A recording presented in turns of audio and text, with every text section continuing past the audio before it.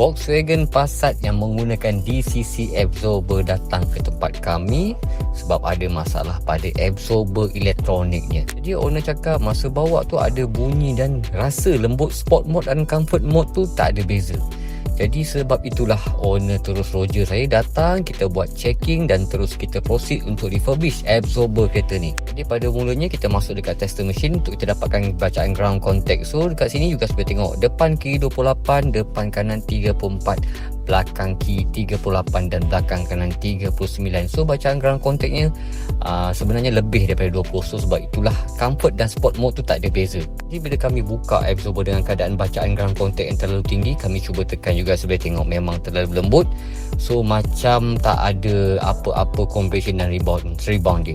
Jadi bila kita tekan nak naik pun dah tak boleh. So dekat sini kita dapat rasakan dan kita dapat jangkakan yang absorber elektronik ni memang dah tak berfungsi. Sebab itulah kereta ni rasa berbuai-buai sebab bergantung kepada spring. Jadi kita ambil masa untuk refurbish absorber elektronik ni lebih kurang dalam 1 hari. Dan sebelum kita pasang, kita tekan secara manual. So you guys boleh nampak kita tekan depan, belakang, memang rasa dia keras. Dan you guys boleh tengok shaft dia berfungsi seperti biasa semula. Jadi sebelum kita pasang, kita akan check semua wear and tear, apa parts yang rosak. So contoh macam stop bump, absorber link, absorber mounting, semua kita akan check dulu sebelum kita pasang. So selepas itu kita pasang depan kiri, depan kanan, belakang kiri, belakang kanan. So sesudah kita pasang, saya sendiri test kereta ni untuk rasa comfort dan sport mode tu adakah dia berbeza ataupun tak ada beza. So selepas saya test, memang rasa berbeza pada comfort dan sport mode tu.